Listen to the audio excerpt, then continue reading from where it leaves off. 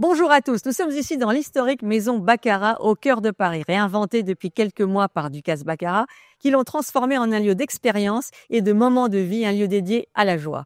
Merci donc à notre partenaire, Ducasse Baccarat, de nous accueillir dans cette magnifique salle de dégustation Garouste. Comme vous l'avez compris ici, pas de jargon élitiste ni de leçons de dégustation compliquées. On est là pour parler vin, simplement, et surtout pour se rappeler pourquoi on l'aime tant, pour le plaisir qu'il apporte et les moments qu'il crée. Parce que oui, la dégustation de vin est à la portée de tous. Pas besoin d'être un expert pour apprécier un bon verre, ni pour ressentir les émotions qu'il peut provoquer. Le vin, c'est bien plus qu'une boisson. C'est un voyage sensoriel, une aventure où nos goûts, nos souvenirs et nos sens se rencontrent. À travers ce podcast, nous voulons vous montrer que le meilleur vin, c'est celui qui vous fait vibrer. Alors que vous soyez néophyte, amateur, curieux ou simplement en quête d'un moment de convivialité, ce podcast est pour vous. Le vin, c'est plus qu'une bouteille sur une table. C'est une histoire, une culture, une tradition, mais aussi une invitation à s'opposer, à partager, à rire et à discuter. Pourtant, soyons honnêtes, dans la génération des 20-45 ans, le vin a perdu du terrain. On préfère souvent une bière, un cocktail ou une boisson tendance. En France, où le vin est pourtant un patrimoine national, sa consommation a chuté de plus de 20% ces 20 dernières années. Alors ce podcast, c'est une rébellion douce, une envie de redonner aux jeunes consommateurs le goût d'un bon verre, sans pression, sans stress. Nous allons décomplexer tout ça ensemble parce que boire du vin, ce n'est pas réservé aux experts. Et surtout, on va discuter des moments qui comptent. Ce dîner avec des amis, cet apéro improvisé, ce jour où un verre de vin a rendu la soirée mémorable. Alors ouvrez vos esprits et pourquoi pas une bouteille et rejoignez-nous pour un voyage qui vous rappellera que le vin, c'est avant tout une histoire de goût. Sans oublier que l'alcool est dangereux pour la santé et qu'il faut le consommer avec modération. Une production Télé Paris et Niche Média Édition. Je suis Patricia Lepic. Bienvenue dans une affaire de goût. Bonjour à tous et bienvenue. Merci d'être là dans ce nouvel épisode de podcast de dégustation d'une affaire de goût. Je suis entourée aujourd'hui de nos deux jeunes consommatrices, Laetitia et Mathilde, qui travaillent toutes les deux dans l'image et la communication, voilà, et qui aiment toutes les deux le vin et qui vont le raconter avec leurs expériences différentes. C'est très intéressant parce que Laetitia, elle est une pro des cocktails, donc il va falloir la faire revenir vers le vin. Je me suis également accompagnée à ma droite de Stéphane Sumon, producteur, journaliste, auteur de documentaires et également coproducteur de ce podcast. Donc j'ai la chance qu'il soit là aujourd'hui et amateur de vin et qui est très sensible, comme ce que tu disais Stéphane, à la diminution de la consommation des vins de la nouvelle génération. Il va falloir changer tout ça. Et à côté de nous, nous avons la chance d'avoir Henri Dasset, producteur, négociant et aujourd'hui agent des vins de Loire Comte Henri Dasset et qui va nous raconter, nous faire découvrir tous ces vins. Alors voilà, avant de dire quoi que ce soit, nous allons commencer par boire le vin que Henri nous a servi sans savoir ce que c'est. Évidemment, on voit bien que c'est du blanc, même si vous n'avez pas on vous le dit pour ceux qui ne font que écouter. Et après ça, on va donner la parole à Laetitia et Mathilde pour qu'elles nous disent. Elles nous donnent leurs premières impressions, non ? Durant ce podcast, est-ce qu'il faut vous appeler Monsieur le Comte ou Henri ? Alors, on m'appelle comme on veut. On est libre. D'accord. On fait comme absolument. Moi, je t'appelle. Moi, je tutoie, j'appelle Henri, ça te va ? Oui, Henri, ça me va très bien. Et je pense que ça sera bien adapté à la situation. Donc, Henri, pour ce soir, c'est mon choix. Bien, Monsieur le Comte. Il est bon, dis donc, ce vin, Henri. Oui, c'est bon. Hein. Oui, c'est bon. Mais attends, c'est Mathilde et Laetitia. Ouais. On attend les deux experts alors, comme nous ici. Alors, voilà. En parlant bien dans le micro, renard, Mathilde.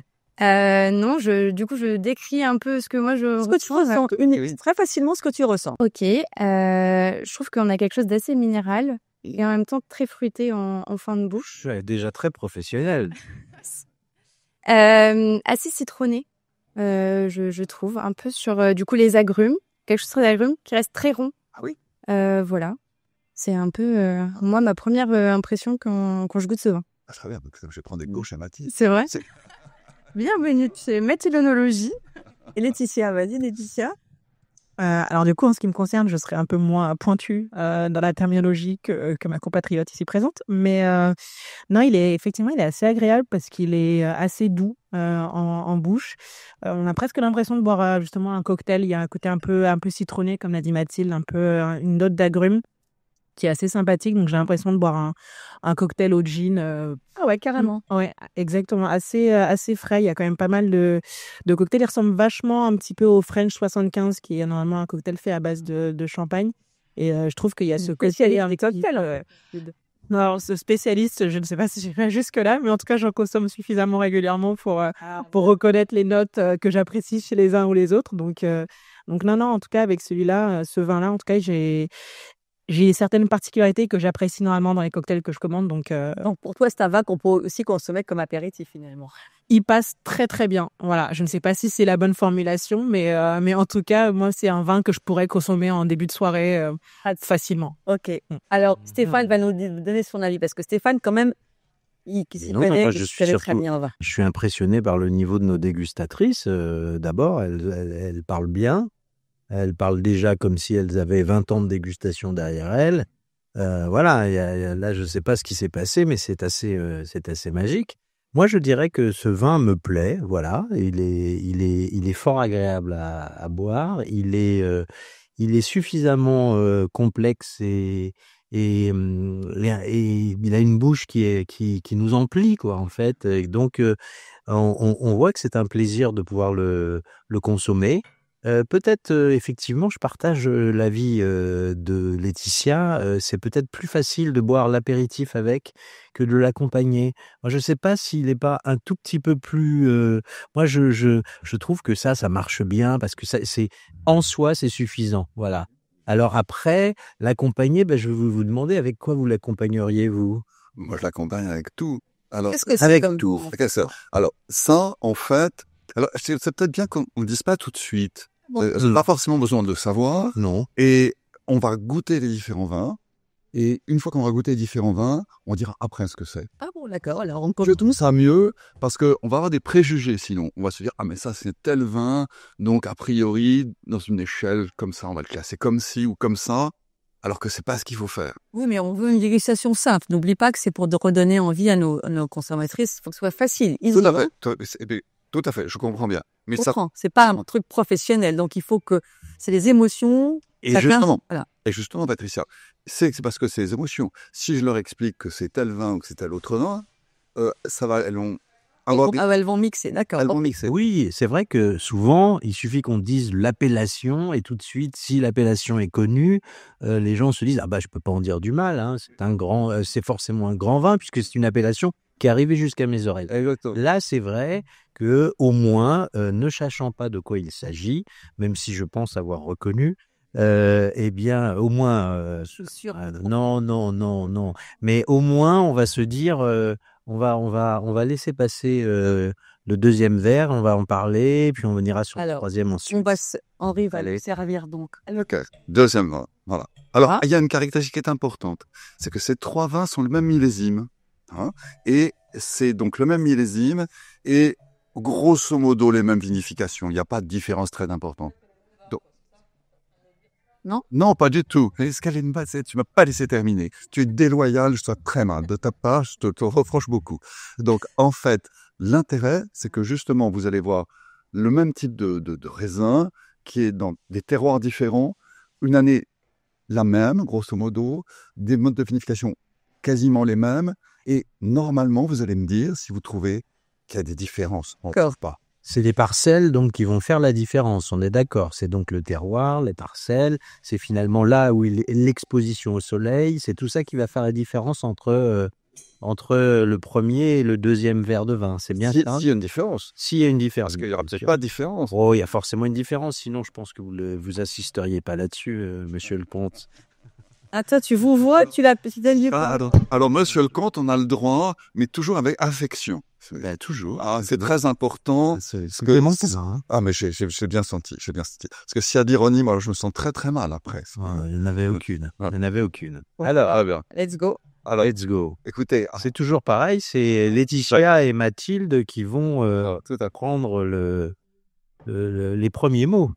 Ouais.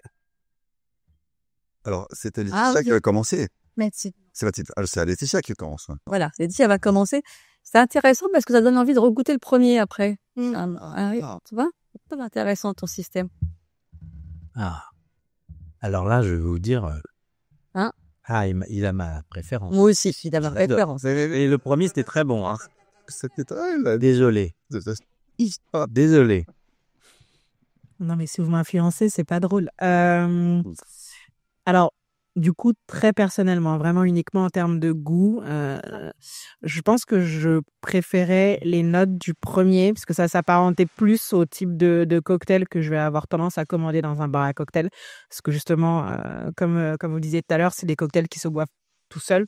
Et celui-ci, c'est vrai que s'il n'a pas un accompagnement avec, j'ai un peu plus de mal à me dire que je pourrais le boire seul. Voilà, comme ça il est un peu plus, je sais pas comment dire autrement que terreux. Il a un côté qui est un peu Terreux. plus, oui, j'arrive pas à expliquer ça autrement que comme ça. Il a un côté qui est un peu plus, l'alcool, par exemple, si je devais le comparer à un alcool, ce serait pas le même. Pour moi, ce serait plus un whisky ou un cognac. C'est un peu plus, il est un peu plus fort, un peu plus masculin en bouche. J'arrive vraiment pas à expliquer autrement comme ça, mais c'est vrai que c'est un peu moins mes notes. Voilà. Très bon.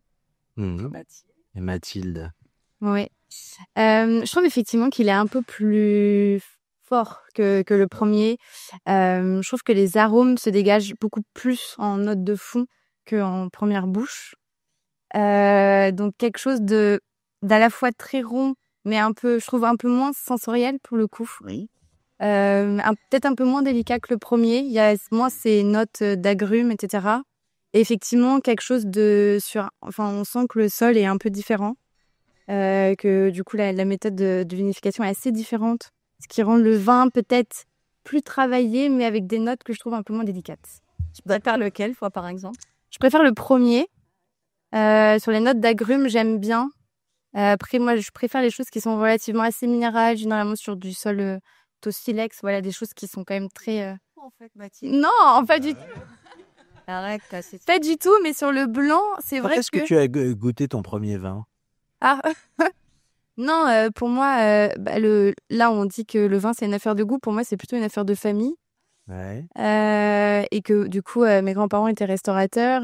Du coup, D'accord. c'est Donc c'est quand même assez restaurant. important d'avoir une culture du vin à table. Alors, pas très jeune, mais voilà, au moins à 16-17 ans, on Tu te commence. souviens de tes premiers souvenirs liés à la dégustation de vin? Oui, très bien. Tu peux nous les raconter? Oui. J'ai commencé, enfin, généralement, à table, c'est plutôt du rouge. Ouais. Quand on est plus jeune, le rouge, je trouve que c'est un petit peu plus difficile à appréhender que le blanc, et j'avais pas du tout aimé. Pourtant, c'était une très belle bouteille. C'était un Château Margaux qu'ils avaient ouvert en fin de repas, et j'avais pas du tout apprécié. Et je m'étais dit, c'est très dommage parce que là, j'aime pas. Je trouve ça vraiment mauvais. Et donc, quand je serai adulte, je me priverai de quelque chose qui est sûrement extraordinaire. Et donc après, avec l'âge, je commençais à boire du vin blanc, des choses plutôt des moelleux, très sucrés, voilà, du Mont-Basillac, du Jurançon, etc. Maintenant, je déteste. Je peux plus du tout boire de vin liquoreux, vin sucré. de vin sucré. Et donc, passer sur vraiment des vins blancs très minéraux et du rouge. Maintenant, c'est un peu mon péché mignon. Voire du vin orange, mais du coup, le rouge, plutôt sur du coup des régions Bourgogne. Mhm. Et voilà. Et du coup, régulièrement, nous, entre amis, on se fait des dégustations entre amateurs à l'aveugle où on chacun. Et Laetitia, alors c'est bouteille, les premières fois où tu as goûté du vin? Alors, je pourrais même pas donner exactement de timeline. Non, c'est vraiment, j'ai pas de souvenir très particulier. Je pense que ça devait être, comme Mathilde, dans un contexte familial, probablement un dîner de fête, probablement autour de Noël, ce genre de choses. Mais c'est vrai que j'ai pas une appétence particulière pour le vin, D'accord. que j'ai toujours trouvé extrêmement âpre en bouche. C'est quelque chose qui a toujours été trop agressif, on va dire, pour mon palais. J'en ai sucré un peu. Exactement. c'est Mais marrant alors, parce que- attention, avec une certaine parcimonie sur le sucre. Parce que, par exemple, les cocktails, C'est je marrant porte parce pas les que cocktails. quand on commence, moi je sais aussi que ça a été mon cas. La première fois où j'ai goûté du vin, c'était un Sauterne. J'ai eu de la chance. Mais j'étais assez jeune. Je devais avoir 14 ans à peu près, et j'ai goûté un Sauterne. Et je dois dire que le fait que ce soit assez sucrailleux, assez facile, expressif, très très dense, très volumineux dans la bouche, moi ça m'avait beaucoup plu. Je me souviens que j'avais un peu fini les bras en croix dans le jardin. Mais il faut évidemment pas renouveler cette opération. Mais ce que je veux dire, c'est que c'est Qu'il faut consommer avec modération. avec modération. Mais en fait, quand on est très jeune, on est très réactif à l'alcool, et donc il faut faire attention à ça, évidemment.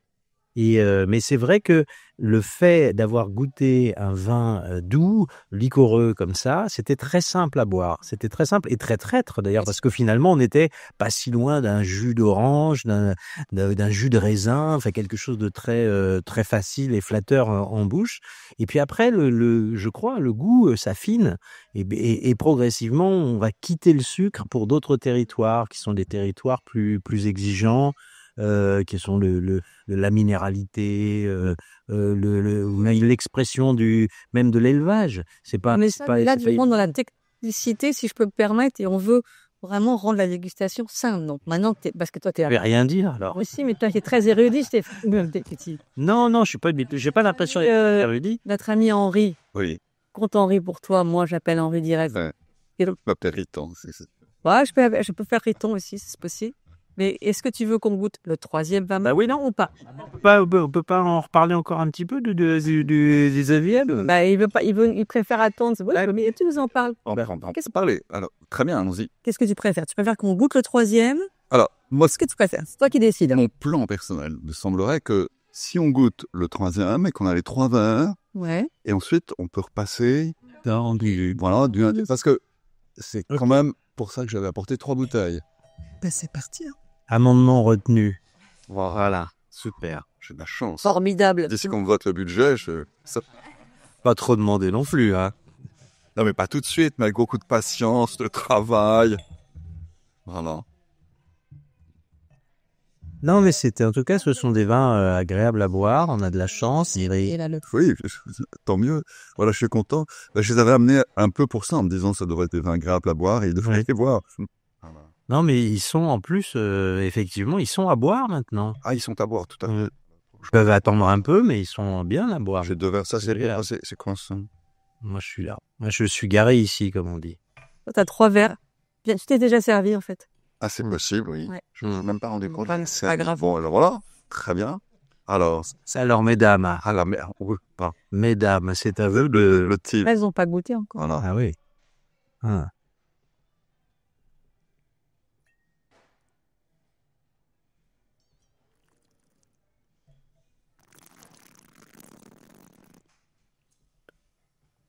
Je fais des glouglous avec la bouche. Ah, T'avais pas? Contre le micro, c'est bien. Mm. Alors, là, on va... Ok. Vraiment? Ouais, pourquoi pas. Pourquoi pas? Alors, donc, c'est Mathilde. C'est Mathilde, c'est ça. Non, pour moi, ils ont quand même des notes, tous les trois, quand même assez communes. Assez? Assez communes. Enfin, on reste un peu sur les mêmes, les mêmes tonalités au global. Ça, je pense avoir reconnu ce que c'était. Oh. Mais je ne dis rien. De bas. On a un côté pas fumé, mais un peu plus travaillé, je trouve. Toujours dans cette minéralité, c'est quand même assez tendu comme vin. On a quand même ces notes un peu d'agrumes qui, je trouve, qui reviennent un petit peu, toujours un peu citron, fleur blanche. Voilà, et très agréable en bouche. Ça, pour le coup, je trouve que c'est un vin qui se boit un peu avec tout, un peu trop même, qui se boit un peu trop et qui se marie avec tout un tas de bonnes choses. Laetitia. Alors du coup, encore une fois, je vais être la voix de la profane. Mais du coup, en ce qui me concerne, sur celui-là, si je devais le rapprocher d'un cocktail existant, en tout cas, j'ai l'impression de retrouver des notes un petit peu de liqueur de sureau. C'est assez étrange. J'ai l'impression de boire si on devait sortir un nom de cocktail un peu connu du grand public, le Saint-Germain Spritz. J'ai l'impression un peu de boire un Saint-Germain Spritz. C'est un peu les notes qui ressortent. Il est un petit peu trop sucré à mon goût. Justement, il y a ce côté un peu liquoreux justement du Saint-Germain. Donc, je suis un petit peu moins fan. On va dire que pour le moment, le premier reste quand même ma préférence. Je pourrais le boire. Très bien, très bien. Alors, Stéphane, un petit mot court, un petit truc un peu simple et facile. Bah, écoutez, moi, d'abord, je trouve qu'effectivement, on reconnaît des vins d'une même grande famille. Oui. On doit être à peu près sur le même cépage, c'est-à-dire le même raisin, vinifié à peu près pareillement. Oui. Mais simplement, ce qui va faire la différence, c'est le village dans lequel le raisin a poussé. Et ça fait quand même une sacrée différence parce qu'il n'y a pas un de ces 3 vins de la même année qui se ressemblent finalement. Tout à fait. Et voilà. Donc ça, c'est rare, hein. c'est pas mal, c'est rare, ouais. Alors maintenant, on dévoile. Voilà. On dévoile le truc. Donc, Alors le numéro 1, le numéro 1, donc c'est un Touraine. Donc c'est un Touraine. Là, donc, ensuite, c'était un coteau du Génois. Le coteau du Génois, il va être à 120, 130 km du Touraine, à peu près. ah oui, 130 km, Mais- c'est pas la porte à Et côté. tout ça, c'est sur le bord de la Loire. Le premier terrain, c'est des calcaires, non, c'est des... Qu'est-ce que c'est comme cépage? C'est du Sauvignon. Tout est du Sauvignon. Ok. C'est-à-dire que les 3 vins sont absolument du Sauvignon. Et l'idée qui avait été faite avec cette gamme, c'était de développer toutes les différentes possibilités qu'offre le Sauvignon. Alors évidemment, moi j'ai baigné dans une marmite de Sauvignon, j'ai vécu dans une marmite de Sauvignon, j'ai rêvé dans une marmite de Sauvignon. Donc, j'ai tendance à penser que c'est le plus grand cépage du monde. Bon, mais il y a des gens qui font du Chardonnay. Partialité. Et je pense qu'ils doivent penser la même chose du Chardonnay. Voilà. Et l'avantage du Sauvignon, c'est que, de mon point de vue, selon les différents endroits où il a une expression différente. Voilà. Et donc voilà. Et le dernier est un Pouilly fumé. Ah, Alors, d'accord, oui. Ce qui est intéressant, c'est que le Touraine est donc c'est des argiles avec des sables, grosso modo. Ouais. Le coteau du Génois, c'est des argiles à silex. Donc, il faut savoir que là, par contre, c'est juste à côté de Pouilly-Fumé. Et en fait, les terrains sur lesquels c'est fait, c'était d'anciens terroirs de Pouilly-Fumé qui ont été déclassés pour des raisons qui ne me semblent pas légitimes, personnellement. Voilà. Mais c'est quand même dommage, parce que dans le Pouilly-Fumé, le silex est très réputé, très connu, et je trouve que c'est dommage de s'être privé de ces terroirs-là. Bon, c'est une petite parenthèse politique que nous avons fermée. Voilà. Et ensuite, le dernier, c'est des Pouilly-Fumé sur un terroir de Marne. Et alors, les Marnes ne sont pas très connus à Pouilly-Fumé. À Pouilly-Fumé, vous avez des terroirs de calcaire, vous avez des terroirs d'argile à silex, vous avez des terroirs de sable, des terroirs de marne. Il y a à peu près, grosso modo, 7 terroirs différents. D'accord. Et mon ambition au départ, c'était d'illustrer tous ces terroirs, mais pour l'instant, j'y suis pas arrivé. Par contre, voilà, donc... Mais qu'est-ce que tu penserais, par exemple, parce que c'est très intéressant d'avoir vu 3 vins qui sont, comme tu dis, la même année, qui avec les mêmes, la même cépage, mais qui ont été faits, qui ont été vinifiés de la même façon, mais qui ne se ressemblent pas. Oui. Mais qui sont des vins faciles quand même. Toi, tu penses Oui. que ce sont les vins faciles à boire, qui sont, voilà, et qui sont dans une petite diversité comme ça, tous les 3. Oui. Un peu plus beurré pour l'un, un peu plus vert pour l'autre, un peu plus rectiligne pour celui du milieu. Donc voilà. Mais donc en fait, si tu avais 2-3 adjectifs un peu simples à donner pour les reconnaître, tu dirais quoi? Alors, je dirais que le premier, c'est... Rappelons qu'est-ce que C'est le Premier, le Touraine. le Touraine. C'est une expression du Sauvignon dans toute sa splendeur de Sauvignon, dans sa typicité d'origine. Eh bien, alors... On a dit pour un mot. Allez, en deux mots, du fruit, du fruit, de l'expression et de la structure aussi, mais du fruit. Et le deuxième, du fruit. Ah, alors, le pareil, non. Alors, le deuxième, c'est plus un problème de fond. C'est-à-dire que c'est un terroir sur un terroir d'argile à silex. C'est plus un vin de table, à mon avis, qui va bien se concevoir avec une andouillette, avec des choses comme ça. Avec une andouillette, tiens, j'avais pas pensé. Oui, non, ça très bien. Je suis pas sûr d'aller acheter de l'andouillette pour le boire. Moi non plus, mais qu'est-ce qu'on peut, si jamais par hasard, je suis pas dingue d'andouillette. Est-ce que non, on peut le servir avec d'autres choses? Ah, ben on peut le servir avec d'autres choses. Alors, évidemment, du poisson. Poisson, voilà. Poisson. Alors, une chose importante dans notre monde moderne, de la cuisine asiatique. Ah, ça va bien avec la cuisine. Là, ces vins qui sont, j'allais dire, parce qu'ils ont tous une structure forte dans la construction, il y a de l'acidité. Et cette acidité fait qu'en face des épices, ça tient très bien le coup. Alors qu'un vin rouge, avec une acidité plus faible, va avoir du mal à résister. Ça, ces vins-là, je me souviens d'avoir été, un jour, j'avais été aux États-Unis, proposer des sauvignons comme ça, et on avait été dans un restaurant indien, qui était un truc où il y avait une cuisine, mais épicé, où s'arracher la gueule. Vraiment, c'était puissant. Et je devais servir mon vin et je devais le vendre à ce moment-là. C'était important pour moi. Et je m'étais dit, on va se faire bousiller, écraser, il va pas passer là. Et à mon grand étonnement, c'est un peu comme si on prend une balle, on la jette sur un mur. Et la balle revient. Voilà. Et avec la cuisine asiatique, épicée, ça va très bien. D'accord. très bonne suggestion, hein, parce qu'effectivement, On y pense. on n'y pense pas forcément et en m'imaginant la table, déjà, je voyais et je pouvais même imaginer de la coriandre avec tout ça. Ça valoriserait le vin et le vin répondrait bien à ça et ce serait plaisant à boire. Mais voilà. Mais nous avons 2 jeunes invités et c'est à elles, d'après vous boiriez ça. Et le troisième, alors, tu ne l'as pas dit, le troisième. Oh, le troisième. Alors, le troisième, bon, les marnes, tout ça. Alors, c'est un vin de rassurant. Moi, j'aurais bien ça avec quelque chose d'un peu soyeux, un peu, un plat avec de la crème ou des choses comme ça. Un truc avec des morilles et de la crème, par exemple. Ces vins-là, tu les conseilles pas comme apéro, quoi. Alors, le premier, si. Je conseille tous comme apéro. D'accord, bah voilà, c'est ce qu'on veut savoir. Bon, si vous voulez partager, voilà. En fait, moi, je suis d'accord, ça va très bien pour l'apéro et je dirais que le premier est un apéritif avec beaucoup plus de fruits. Donc, c'est pas étonnant que quelqu'un qui aime les cocktails y trouve son compte.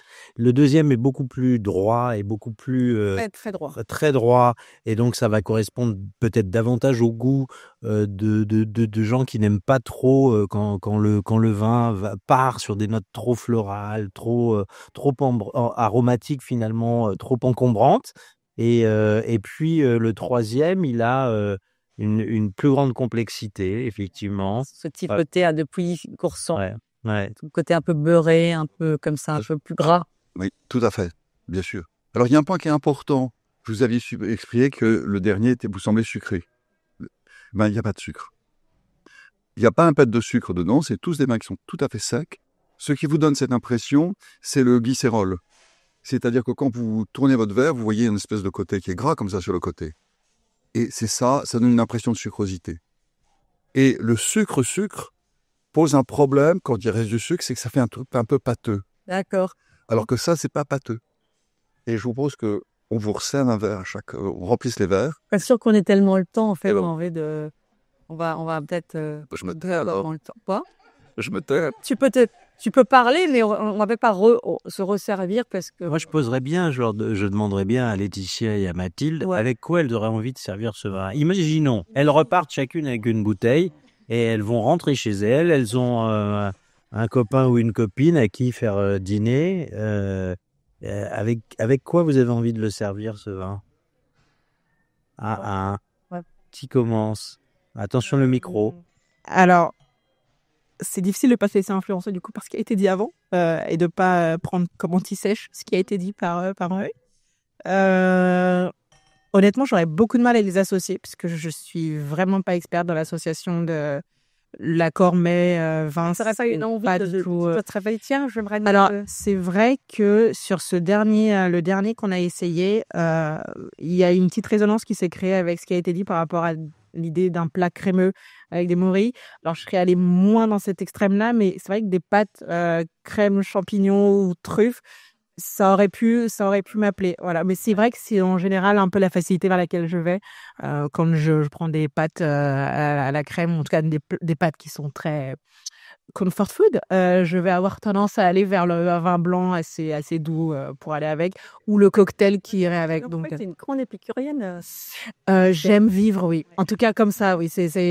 Voilà. La vie passe pour moi par le palais. Donc, on est bien. On va pas te le reprocher ici, en tout cas. Non, sûrement pas. Sûrement pas. On va même accepter l'invitation pour aller manger des pâtes aux champignons. Non, on va y aller. Hein. Si elle peut aller demander en cuisine s'ils peuvent nous faire un plat de pâtes. La truffe, c'est très important. Voilà. Alors, Mathilde, savoir si on va venir dîner chez toi, il faut dis-nous le tout plus parce que... Pour l'instant, on dîne chez Laetitia, mais il n'y a pas de contre-déposé. C'est de la patole.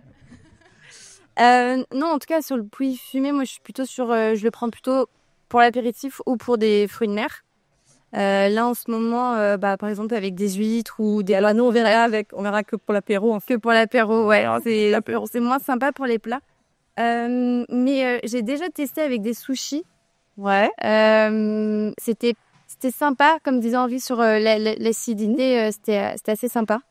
Même si je trouve, effectivement, on sent que c'est peut-être un peu trop sucré.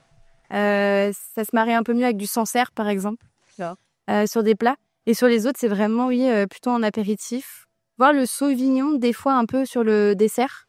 Il y a quelques desserts avec qui je trouve que ça se marie plutôt bien. Donc, Bon, on viendra pour l'entrée et Voilà, pour le vous pouvez dessert, et puis mixer. on va prendre les pâtes chez les tiges. Topate avec les champignons, vache.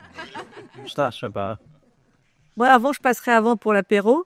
Ouais. Et je reviendrai pour le dessert et pour le dessert. Voilà. c'est parfait. Bon, Voilà. Henri, un petit mot pour conclure pour tes vins, parce qu'on va devoir malheureusement clore ce magnifique Écoute, moi, épisode. j'ai été ravi Oui. d'être ici. Oui. Voilà. Bon, qu'est-ce que je pourrais dire d'autre sur mes vins? Rien, j'allais dire. Elles sont là. Petites indications sur les vaches, par exemple, ça fait beaucoup de barriques. Alors, non, là, il y a pas un gramme de barrique, là. Pas un gramme de barrique. Ça, c'est de la cuve. La cuve béton ou de la cuve inox? C'est de la cuve inox, c'est de la cuve vinification classique, moderne. C'est pas des vinifications compliquées. Ce sont des vinifications qui sont faites. Ce sont pas des vinifications compliquées, c'est des vinifications tout ce qu'il y a de plus classique. J'allais dire sans trop de recherche trop compliquée. Quand on a une bonne matière première, c'est plutôt facile de faire du vin. C'est comme la cuisine. Un bon produit. Voilà. Non, Denis Bourdieu me disait, Denis Bourdieu, c'était un monsieur de forte notoriété dans le monde du vin. Et il avait une chose qui m'a apprise en tant que j'étais vigneron, et enfin lui me conseillait. Il me disait, vous savez Henri, tout ce qui est bon à manger est bon pour faire du vin. Tout ce qui est mauvais à manger est mauvais pour faire du vin. Et quand on a une bonne matière première au départ, c'est plutôt facile, le travail. C'est plus facile, disons. C'est plus facile, voilà. Oui, voilà. Bon, donc ça veut dire qu'il faut goûter le raisin avant de le fouler. Absolument. Et parce qu'on fait d'abord des analyses. On analyse le sucre, on analyse l'acidité, on voit le sucre qui monte, l'acidité qui descend. Et puis on se dit, non, ça se croise, c'est parfait, on va être bon. Eh ben non, on n'est pas bon. Le moment où on est bon, surtout le Sauvignon, vous prenez les raisins et vous les croquez. Et là, vous avez une période qui fait 1 seconde ou 2, qu'est-ce qui se passe? S'il se passe pas grand-chose, il faut attendre. Voilà. Et il y a un moment où le cèpe de vie apporte une foule d'arômes d'un seul coup. Il y a un rush qui se produit dans les grappes. Et quand vous les goûtez, là, vous avez ce espèce de moment où ça explose dans la bouche. Là, il faut le prendre. Et là, il y a 10 jours à peu près, où ça va être super bon. C'est un peu comme une poire. Une poire, au début, si elle n'est pas mûre, c'est un peu dur, c'est pas terrible à manger, ça croque un peu. Il y a un moment où c'est frais, délicieux, ça vous remplit la bouche de plein de choses merveilleuses. Pour le raisin, le Sauvignon, c'est comme ça. Il y a un moment où c'est comme ça. Puis après ça, il y a le moment où la poire est blette, et c'est pas terrible, ça devient un peu molle. Farineux, un peu mauvais, voilà. Et voilà. Et donc, il y a un moment où le raisin décline.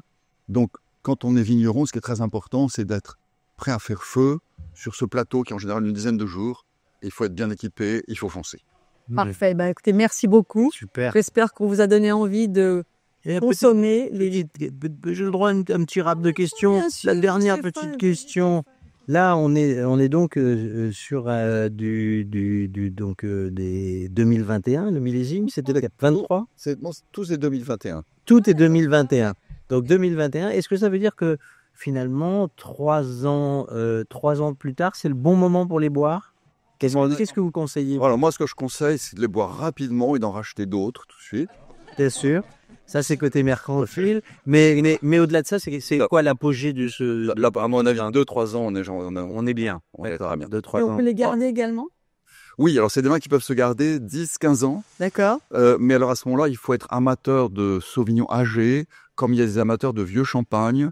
Et là, c'est quand même un truc un peu particulier, un peu spécial. Donc, il faut mieux les boire dans les Voilà, si on n'est pas introduit à ça, on sera peut-être déçu. D'accord. Et je voudrais faire une dernière remarque à Ouais. propos de la personne qui aime les cocktails. C'est comme une chose qui m'était beaucoup amusé dans certains salons professionnels où je m'ennuyais parce qu'il n'y avait pas beaucoup de clients, il n'y avait pas grand-chose à faire, et où j'avais un voisin qui avait un vin intéressant. Ce qui nous amusait beaucoup, c'est de faire des mélanges de vins, de cocktails. Ah oui. Et par exemple, je me souviens d'avoir mélangé du Pouilly fumé avec du Corton Charlemagne. Hein, Oh là, il peut oser quand même. et c'était très bon. Et je me souviens d'avoir des grands Bourgognes avec des vieux Porto. Donc de la mixologie avec des vins. La mixologie avec des vins. Et ça, c'est délicieux. Mais ça se fait de plus en plus. Il y a de plus en plus de cocktails. Alors, pas des mélanges de vin, ça j'avais encore jamais entendu. Mais de plus en plus de cocktails qui sont faits à partir de vin ou même parfois de verjus. Donc, vraiment le raisin dans son vraiment le plus jeune possible. Donc ça m'étonne pas qu'un jour, peut-être qu'on y vienne à faire des mélanges impies entre différentes gammes de vin. Voilà. Et en plus, si on prend 2 bons produits à la base, en général, on n'a pas un truc mauvais derrière. Ce qui fait qu'en fait, quand il y a quelques verres de vin après un dîner qui restent dans les fonds de bouteille, on peut verser tous les vins dans un seul verre et on va avoir un truc pas si mauvais que ça. Ouais. Alors moi, j'ai toujours entendu que c'était interdit, ça. Moi, je me suis déjà fait proprement engueuler à Bordeaux parce que j'ai eu le malheur de me resservir un verre de vin dans le même verre dans lequel je n'avais pas bu la même bouteille. Donc, On est là, c'était un peu en été, c'est les Bordelais. Des excès de cérémonie. Non, mais il faut casser un peu les règles de temps en temps quand même. C'est pas plus mal. Et c'est intéressant comme expérience parce que j'allais dire, on découvre des choses inattendues et dans des proportions. On se dit tiens, là j'ai 2 tiers de Bourgogne et puis l'autre tiers c'est du Côte du Rhône. non, j'ai fait ça avec du Porto. D'accord. Très bon Porto. Non, il y a trop de Porto. On descend un peu. Ah oui, vous êtes allé. C'est un vrai mixologue du vin. Ah bah oui, c'est ça qui est amusant. Ouais, de trouver les bonnes proportions. Toi, les bonnes- Mais on peut mélanger blanc et rouge. Ou c'est blanc et blanc et rouge avec rouge. Alors, De ça, quoi j'ai pas fait. En J'ai déjà goûté du bluge. Ça Ça s'appelle du bluge. Ouais. Rouge. Ouais. Dernièrement, le week-end dernier d'ailleurs, ouais. Je connaissais pas du tout et je suis allée chez mon caviste et il m'a fait goûter du bluge. Alors j'étais plutôt très étonnée et je trouvais ça, assez surprenant. Et oui, ils ont mélangé du coup du rouge et du blanc. Et c'était quoi D'accord. Donc on va aller manger les pâtes chez Laetitia et on va aller prendre l'apéro Pour le coup, chez Mathilde. ils mettaient pas du tout. En fait, c'était assez surprenant parce que ça s'appelle, en tout cas, le vin s'appelait Les Affiches. Ouais. Et ils mettaient pas, je pense peut-être sciemment, les cépages pour pas qu'on. Et la proportion non plus. Et la proportion non plus. Hmm. Alors le vin, pareil, donc il est plus bien aimé, il est rouge, très clair. Du coup, on a l'impression d'avoir un vin qui est très jeune, mais c'est du bluge. C'est avec du blanc. Bon. Du glouche, ça fait un peu doubichou du Père Noël est une ordure. Hein. Ça fait un peu. Ça donne pas particulièrement Ploug. l'eau à la bique. Hein, le glouche. Le bluge, Allez, on va voir je sais une pas comment ils écrivent ça, le Ah, tu bluge. l'as juste entendu en fait. Ouais, en fait, c'est pas du tout écrit sur la bouteille. C'est le caviste qui m'a dit voilà, c'est coché du bleu. Oui, on a appris quelque chose. Les glouges. Bon, en tout cas, Henri, merci. Est-ce que tu nous as fait faire un merveilleux voyage au bord de la Loire quand même. Et ça, on adore les vins de Loire, ça tombe bien. Laetitia, avant de commencer, nous disait qu'elle adorait le blanc, enfin qu'elle préférait le blanc au rouge, on va dire ça comme ça. Stéphane aussi, je sais qu'il aime beaucoup le vin blanc de Loire, j'allais dire. C'est ça que je veux dire. Pas du tout, mais c'est pas grave. Moi, j'aime les Bourgognes blancs. Moi, je suis très Bourgogne blanc. Ah oui. Pardon, Ouais. t'as pas du tout aimé la dégustation. Ah si, mais on peut aimer plusieurs femmes à la fois. Hein. Possible. Hein. Pas Henri, merci, parce que vraiment, moi, j'aime beaucoup tes vins. Et je suis très touchée que ce soit venu et on est très contents. Alors, je voulais remercier donc tout le monde, vous, Mathilde et Laetitia, vous tous, Stéphane, C'est à vous. c'est à vous. Et je vous invite à liker notre podcast pour dire que vous appréciez cette discussion qui n'a que pour but, de nouveau, de séduire et faire revenir les jeunes consommateurs à partager, parce que c'est ça, c'est le partage, la mémoire de l'instant de dégustation, les émotions que le vin procure, pour faire revenir les vins vers ce produit, cette boisson noble qui fait partie de notre tradition, notre patrimoine, le vin. Moi, il y a une chose que j'adore dans votre émission, c'est l'idée que le meilleur des vins, c'est celui qui vous donne du plaisir, tout simplement. C'est pas le plus complexe, c'est pas le plus cher, c'est pas tout ça, c'est celui qui vous donne le plus de plaisir. Alors, les jeunes consommateurs, comme je le redis à chaque fois, si vous avez envie de participer à ce podcast, vous vous inscrivez sur le compte Instagram de Une Affaire de Goût et on vous invitera, comme Mathilde et Laetitia, à venir nous donner vos impressions et à déguster des très bons vins ensemble. Ouais, c'est chouette. Puis après, on va manger des pâtes aux champignons. Ouais, ça. On vous laisse d'ailleurs parce qu'on y va. Merci beaucoup. Au revoir.